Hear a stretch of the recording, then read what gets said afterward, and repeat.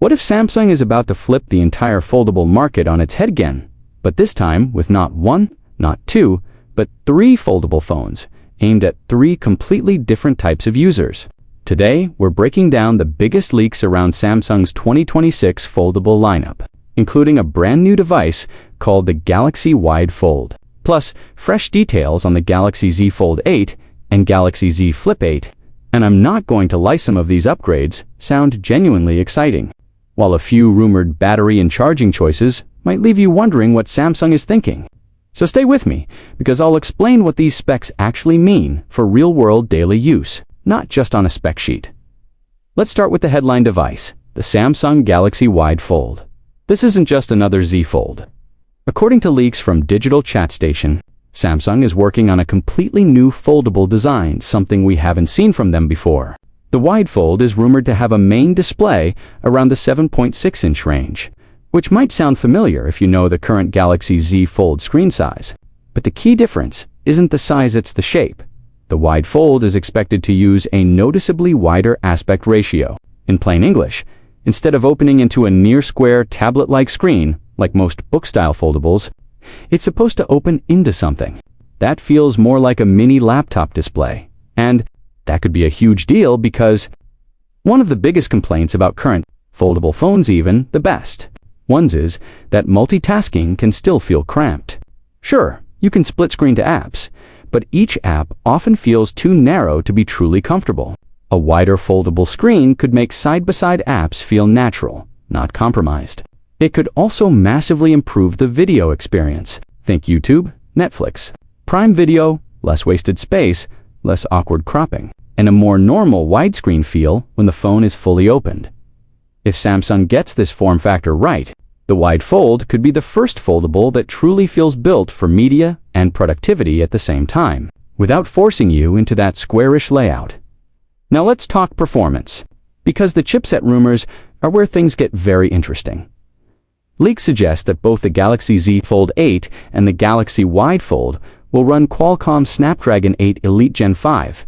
In other words, Samsung's two most premium foldables are expected to get the absolute top-tier Snapdragon processor available at launch. That means flagship-level speed across the board, faster app loading, smoother multitasking, better gaming performance, and improved efficiency for heavy tasks like video editing, photo processing, and running multiple apps in split screen.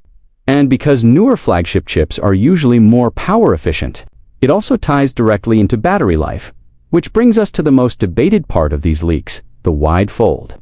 Battery is rumored to use a dual cell system with a typical capacity around 4,800 mAh. The rated capacity is said to be about 4,660 mAh, split between two cells, one around 2,267 mAh and the other around 2,393 mAh. On paper, 4,800 mAh might not sound impressive in 2026, especially when plenty of standard slab phones ship with 5,000 mAh or more. But this is still a foldable with multiple displays, and Samsung has to balance thickness, weight, heat, and internal space. Compared to older models like the Z Fold 5 with roughly 4,400 mAh, this would be an improvement around 400 mAh more. That's real progress, but it's not the kind of battery leap many foldable fans have been begging for. So what does that mean in daily usage? If these numbers are accurate, the Wide Fold should get most people through a full day of moderate use social media, messaging, browsing, some video, some multitasking.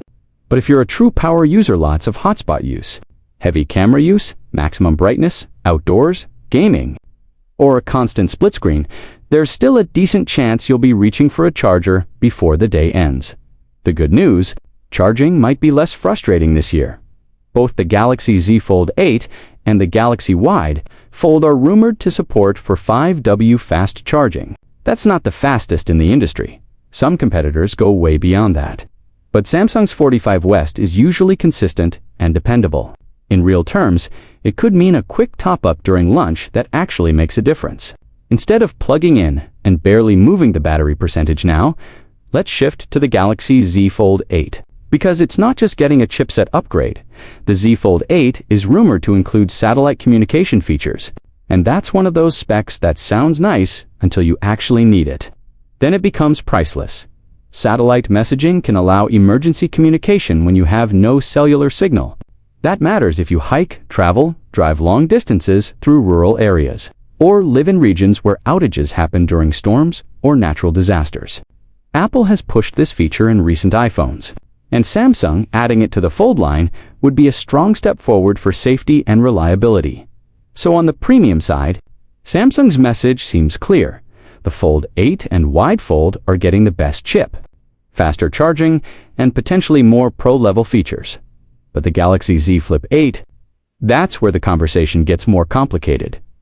Leaks suggest the Z Flip 8 may use Samsung's Exynos 2600 processor instead of the flagship Snapdragon, and yes, this is where some fans might be disappointed. Historically, Exynos chips have often lagged behind Snapdragon in performance and efficiency, especially under heavy load and especially in battery drain and heat management. To be fair, we can't judge the Exynos 2600 before real-world testing, and Samsung could absolutely surprise everyone with a major improvement. But the concern is understandable. People want the Flip to feel as premium as its price tag, and the processor choice plays a huge role in that. Charging is also rumored to be slower on the Flip 8, with 25W fast charging instead of 45W, like the Fold models. In day-to-day life, that could mean longer time tethered to the charger, and less convenience when you're rushing out the door and need a quick boost. And whether Samsung admits it or not, this creates a clear tier system in their foldable lineup. The Fold models get the top chip and faster charging.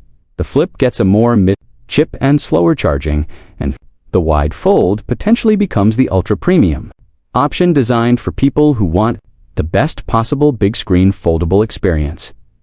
If you zoom out, you can see Samsung's bigger strategy. They're building three distinct foldable categories.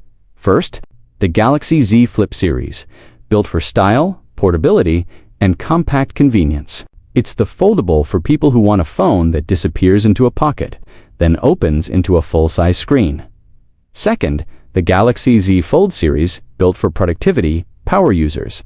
It's for people who want a phone that becomes a mini tablet, ideal for multitasking, reading, note-taking, and getting real work done. Third, the new Galaxy Wide Fold, aimed at users who want maximum screen real estate and a more laptop-like layout when unfolded, especially for media, documents, and split-screen workflows that feel less cramped, and the timing couldn't be more important. 2026 is shaping up to be one of the biggest years ever for foldable phones. Apple is widely expected to finally enter the foldable iPhone market. And Chinese brands keep pushing foldables forward with aggressive hardware, especially charging speeds and battery tech. Samsung can't afford to play it safe. Launching multiple foldables with different purposes is a smart way to defend their territory and expand their audience. Another big rumor worth mentioning, even with new features and slightly larger batteries, these next-gen Samsung foldables are expected to be thinner and lighter than current models. If Samsung can actually deliver that while improving performance and keeping durability high, that's not just a spec upgrade. That's real engineering progress you'll feel every single day. You carry the phone, and Samsung has a unique advantage here that most people forget. Displays. Samsung doesn't just sell foldable phones, they make foldable displays for much of the industry, including competitors. That means Samsung is both competing in the foldable market and supplying the most important component to other brands. It puts them in a powerful position because they can prioritize cutting-edge display tech in their own devices while also profiting from the broader foldable boom.